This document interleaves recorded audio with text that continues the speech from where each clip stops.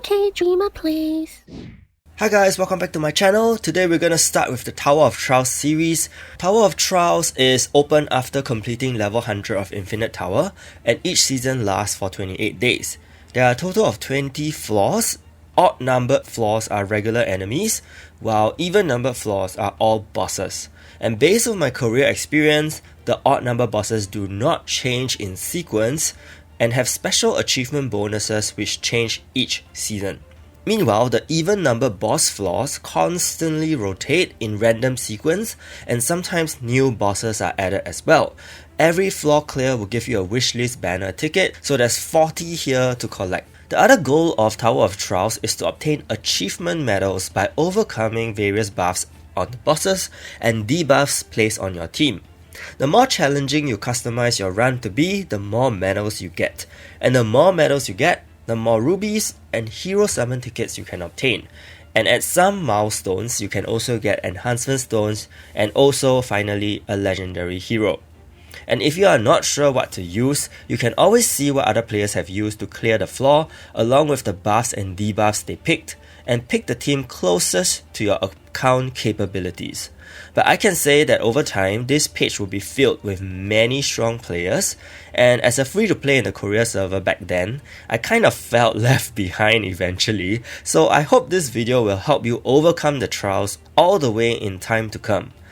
And I will also be doing the bosses across various videos and then putting the odd numbered floors in one big video at the end of the series. This is to better facilitate YouTube searching if players have to find a specific boss because of the seasonal changes. So in the videos, I'll be showing you guys two teams. The first variation of the team that I'll be showing you guys will tend to be the one just used to clear the floor and no medals whatsoever. And the second team I'll be showing you guys will tend to be the one that you can use to get more medals with. So let's start with floor 2. With floor 2, you will be facing JAVE, and in this first run that I'll be showing you guys, this will be the run that you can actually get 4 medals with by just selecting the one of the debuffs. For JAVE himself, he actually applies heavy attack reduction, damage reduction, defense reduction on the front row, and for his skills he actually hits the back row really hard and he prioritizes the back row first. The damage will be split according to how many members you have in the back row. So there's actually two strategies for this. There are some players that use a 1-4 formation. Okay, there are some players that use a 4-1 formation. I believe that if you check the clear info, you will be seeing a lot of 4-1 formation, but nonetheless I'll be showing you guys two methods to clear this. As you can see, my equips are very minimal, especially on Yui and Lina. The rest, they are your PvE raid DPSs, so you should have decent gear for them. So in this 1-4 formation situation, you realize that JAVE will hit really hard on your backline. You are meant to let your backline die, and that's basically Pascal. You are meant to let him die, so don't worry about it. And if you're confident with this formation, you can actually bring 3 healers and put 2 damage dealers behind. But what you need to do is revive your DPS, who is Pascal, after JAVE has used both skills, and basically just use Pascal skills to hit JAVE from then on. Of course, here we're using Espada for magic vulnerability application on JAVE so that you'll do more damage with Pascal, and because Pascal is the only unit at the back, he will tend to do a little bit more damage as compared to using a 4-1 formation. Take note that this run was recorded when Pascal was still T2, so that's why his damage is as such. But of course, if your Pascal is much stronger right now, I'm pretty sure that with this formation you can actually do more damage and clear the floor quite quickly as well. So in between, if your revive is not ready, you can basically just sustain your team. You realize that JAVE won't really do much damage to you, but you also probably won't do much damage to JAVE.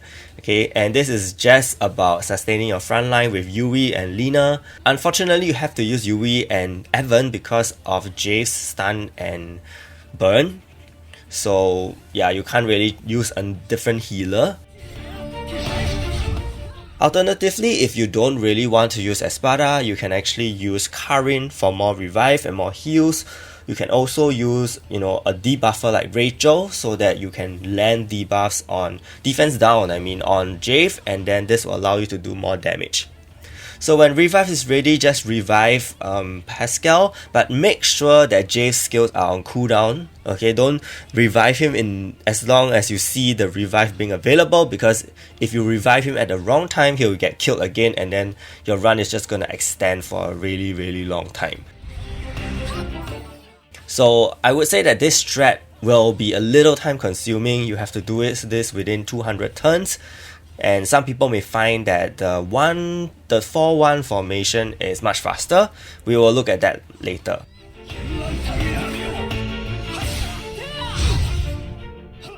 So I think with the shield, with the nullification, you are able to tank, live through 2 JAVE attacks, and then proceed to just attack with Pascal. So that's the good thing about enhancing Pascal's bottom skill. So you see that here, once you got the momentum going, you can actually cast the 2 shields again, cast the 2 damage nullification again, and continuously just live through JAVE's attacks while also doing damage to JAVE. So this is one of the strategies that this particular formation is meant to do. He just kills Pascal, but not to worry if you have your revive available.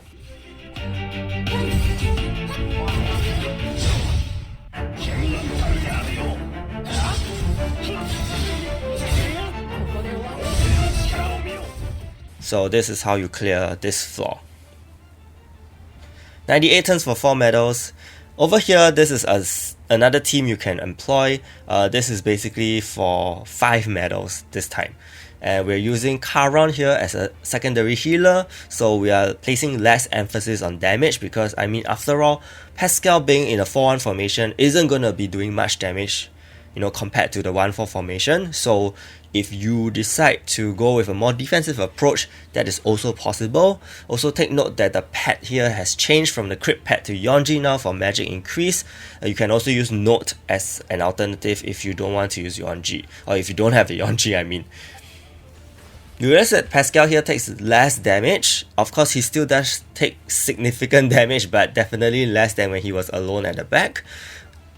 What you need to do is really just sustain as much as you can, because now you have 3 healers and also 1 tank in the front who can very well tank JAVE's damage. So you shouldn't have a problem just cycling Pascal skills and then using Charon's heals for big heals whenever necessary. Yeah, and that's basically the run for you. It's just time consuming, I would say, but the strategy wise is pretty straightforward. I'm just going to cut to the end of this particular round because I think the strategy is very straightforward, so you don't have to worry too much about this. If you want to opt for a different healer, I would suggest Alice.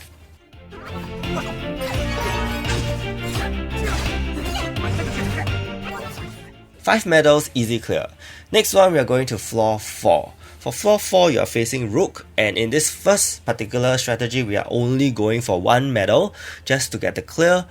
One particular strategy here is basically to use poison. One thing about Rook is that he hits very hard with his single target damage, and he has a particular physical resistance, so you have to use magic DPS, and basically we're going for Pascal here again. As you can see, my frontline units, the gears are very trash. Not even you eat for Lee, Joker and Ace, but you don't have to worry about that.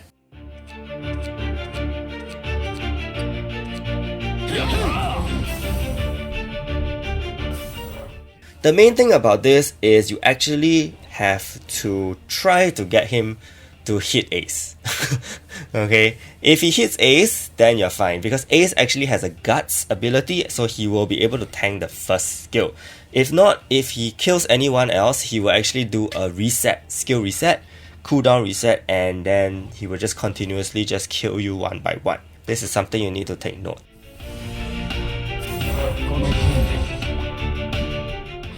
So until you get the run where Ace tanks this javelin, there's nothing much you can do. So once Ace manages to tank this, what you need to do is to cast Lee's taunt, because once Lee gets his taunt up, Javelin will no longer be a threat because Lee is immune to physical damage, right? So after that, just heal your ace back up and then proceed to cast Pascal skills, and you should be safe here. Take note that this is the poison run, so as you can see, the poison is proccing off Rook very greatly, and a lot of damage is being dealt due to the poison. And later on, Rook also does cast a shield. The shield can easily be removed if you have a lot of poison stacks, or you can use Joker's buff removal to remove the shield. Or you can use Ace's buff removal to just remove the shield, because I think you do need a 3-turn buff duration reduction skill. Okay, so either or is fine. You can use buff duration reduction of 3 turns or more, or you can use buff removal from Joker's top skill. Other options of course will include a T2 Vanessa, you can use Biscuit, you can also bring Chloe, all for buff removal. So this second run we're gonna do is gonna be the medal run. We're gonna try to get 5 medals from Rook, okay? But we are gonna pick the last 2, whereby Rook's shield barrier duration is gonna increase and he's gonna have a low cooldown on Javelin. So here, of course, Ace tanks the first damage, then you can proceed to actually hit with Pascal. You don't have to cast Lee's Taunt yet until you see Javelin almost ready. Because if Javelin is not ready and you cast Lee's Taunt too early, and Lee's Taunt may wear out by the time Javelin hits. So just take note of that. Once you see that Javelin, which is the first skill on the left, almost ready, maybe within 15 seconds to 10 to 15 seconds, cast the Taunt, okay, so that you're able to tank it, and then from there on your run should be pretty smooth. In fact, if you realize Lee's Taunt cooldown and Javelin's cooldown is almost similar, so you know when you need to cast the Taunt immediately after this. Beyond this, it's really just about cycling, and I'm using Chloe here for buff removal, directly removing his barrier so that you can continuously attack. If Chloe's buff removal is not available, then you can use Ace's bottom skill, which reduces the duration of the barrier by 3 turns. But because we activated the buff for Rook, remember, that increases his barrier turn duration to 6 turns, so buff removal is way more superior than any form of buff duration reduction here. One more thing to note is that you cannot crit Rook. So you have to just hit Rook with pure raw damage based on Pascal's attack percentage stats. Nothing much you can do here.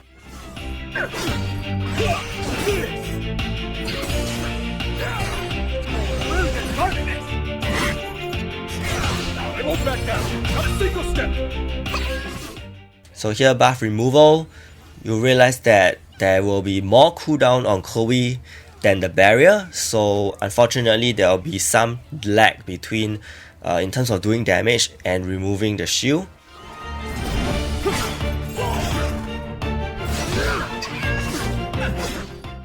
So this part was a little risky because, anyway we're gonna end the battle already. So if you are pretty confident in your damage, you can just forgo the last taunt and just kill Rook directly. Next up, we have Floor 6. Floor 6, you are facing SERA. This is the low medal version of the battle. The main thing for SERA is that she reduces her skill cooldown and has 30 hit damage nullification, and she deals a hell ton of fixed damage, which you will have to sustain. And you will be using a physical DPS here instead of a magic DPS. So that will be Shane, and she will be your best DPS for this particular floor. Take note that here we are using Charon for mega heals. Again, you have 3 healers similar to the first run that you have seen, because fixed damage here is very heavy, and she also does buff duration reduction. Use your buffs wisely, especially your continuous healing buffs. Use them preferably after she uses the buff duration reduction skill. So just a reminder again, she starts off with 30 hit nullification shields, so you have to just hit her down with basic attacks as far as possible. Shane's skill only does 1 hit, so it's not very good in terms of getting rid of the shields. For follow-up's attack does get rid of the hit shields, so you just have to let time pass to do that.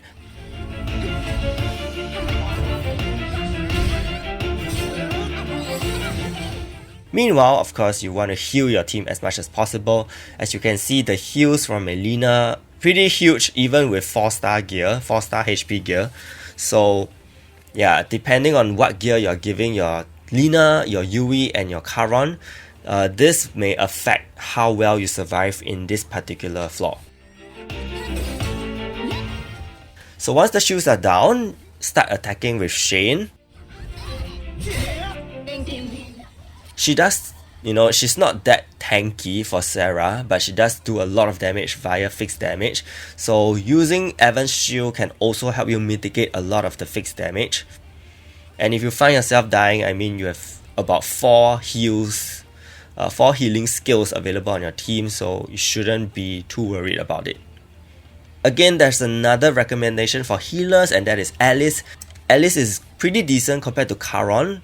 Okay, she does also give immediate healing and also give continuous healing, and continuous healing from Alice and Lina can stack. I think Yui from Yui as well, so you don't have to worry about that. You can actually get a lot of heals every time your hero attacks. Alice also benefits Evan because Alice does give a defense boost. So Evan's shield is going to be much better in fact. Okay, so this run we are using Kao. He is the newest hero, newest toy you can have. And with Kao, this boss is actually much easier because Kao has a multi-hit attack, so you can actually afford to use one skill to remove the shields much faster. But if you don't want to do that and when you save the skills for later, that's also fine. In fact, Kao has a lot of splash damage as well, so splash damage can also help to remove the damaged hit nullification shields on SERA.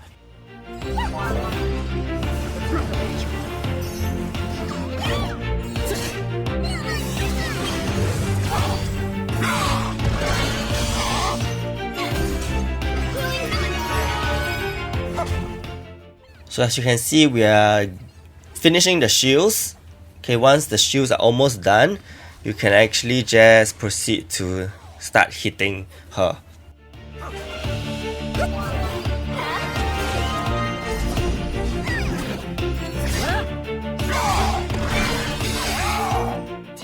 You realize that Kao actually does a lot of damage even just from his basic attacks, and I would say this is the good thing about Kao, I guess, because there's a lot of damage that he applies that helps you shorten this run much more. And just keep in mind the HP of your team, because as you can see, the SERA almost killed the Lina, and that won't be something you want, because sometimes you may feel like you can sneak in more attacks, but really just keep in mind maybe going for the safer route and saving you the time to redo the run is gonna be much better. So there we have it, we have the first 3 bosses. I won't be delaying the videos for the other bosses for too long, so stay tuned for them. Hope this video helped, and if it did, do give it a like and subscribe to the channel. Stay tuned for more Tower of Trial videos. Thank you so much and see you!